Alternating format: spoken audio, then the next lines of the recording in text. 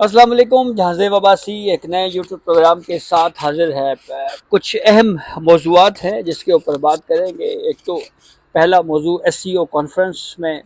کیا ہونے جا رہا ہے. یہ خاصا اہم ایونٹ ہے اور اس وقت پاک بھارت کشیدگی کے تناظر میں اس جو کانفرنس ہے اس کو خاصا اہمیت کا حامل سمجھا جا رہا ہے. جہاں پہ یہ معاملہ ہے وہیں پہ پہلگام معاملے پہ جو پلانٹیڈ واقعہ تھا انڈیا کی طرف سے پلانٹ کیا گیا، اس کے اوپر اب بھارت کے اندر سے ہی یہ آوازیں آ رہی ہیں کہ یہ انڈیا کی اپنی سیکیورٹی فیلئر تھا اور اس کا الزام کسی اور کے اوپر نہیں ٹھہرایا جا سکتا. اسی کے ساتھ ساتھ شنگھائی تعاون تنظیم کے اس اجلاس میں بھارت کو کوئی بہت زیادہ کامیابی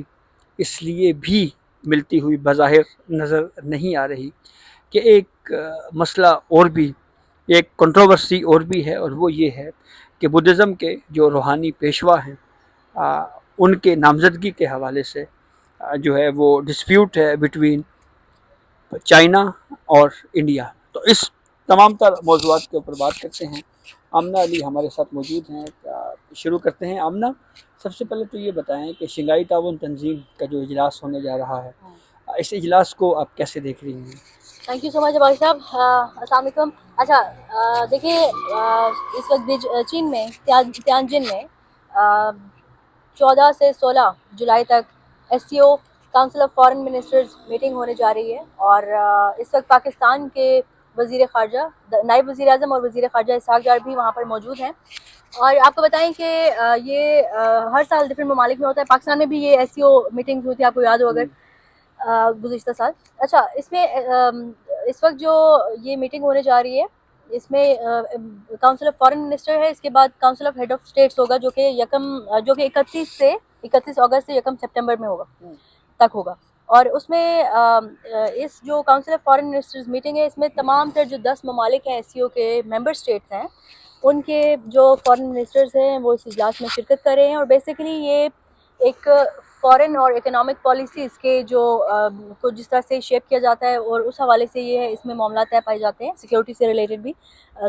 فارن اور سیکیورٹی کے جو معاملات ہیں ان میں ڈسکشن ہوتے ہیں کی جائے گی. تو اس وقت 2 روز کے لیے ہمارے بھی وزیر خارجہ وہاں پر موجود ہے، اور مختلف ممالک سے جو ہے وزرائے خارجہ وہاں پر موجود ہیں. اور پاکستان اور انڈیا کے اسٹینڈ آف کے بعد ہم دیکھ رہے ہیں کہ یہ دوسرا بڑا ایونٹ ہے جس میں دونوں اطراف سے جو ٹاپ آفیشلز ہیں وہ ان کا ایک مرتبہ پھر سے آمنا سامنا ہوگا. انٹریکشن کس حد تک ہوگا؟ جسٹ ڈپلومیٹک ہوگا یا تھوڑا اگر بات کی جائے جس طرح سے چین کا کردار رہا ہے ماضی میں بھی مختلف ممالک کے درمیان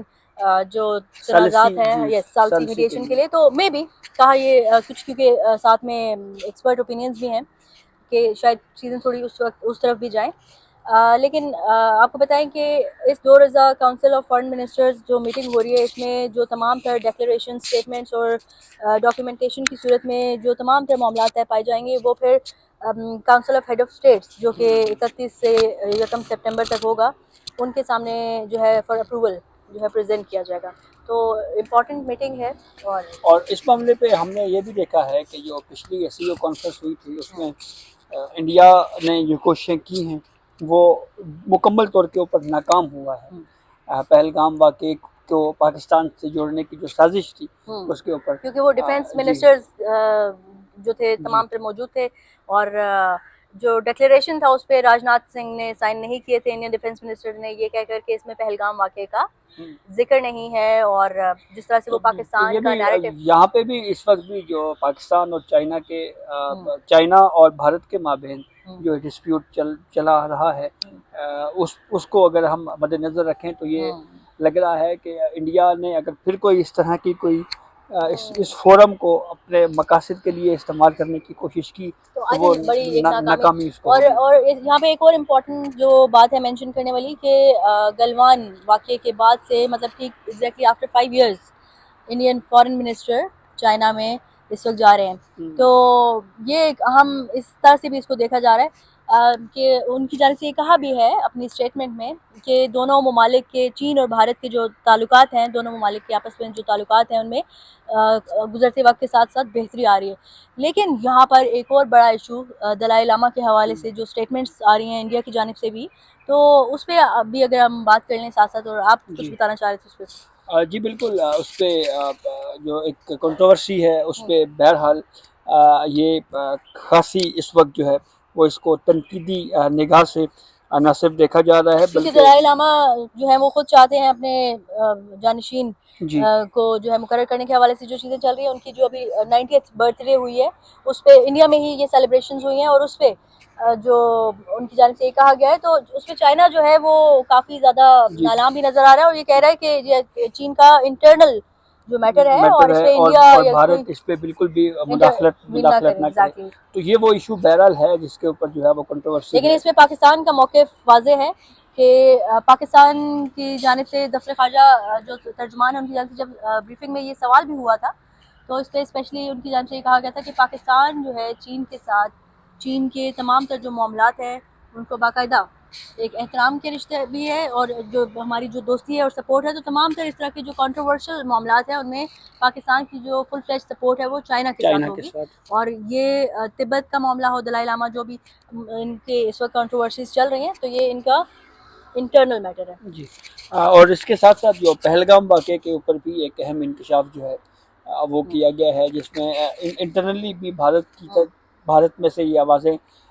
ہر روز دوسرے روز یہ خبر سامنے آ رہی ہے، جس میں یہ بات کہی جاتی ہے کہ جی یہ خود ہی سٹیج کردہ انڈیا کا اپنا واقعہ ہے اور یہ سیکیورٹی فیلئر ہے. اس حوالے سے بالکل جی، آپ کو بتائیں کہ اس حوالے سے ایک لیٹسٹ انٹرویو ہوا ہے ٹائمز آف انڈیا کے لیے، اور یہ ہیں لیفٹیننٹ گورنر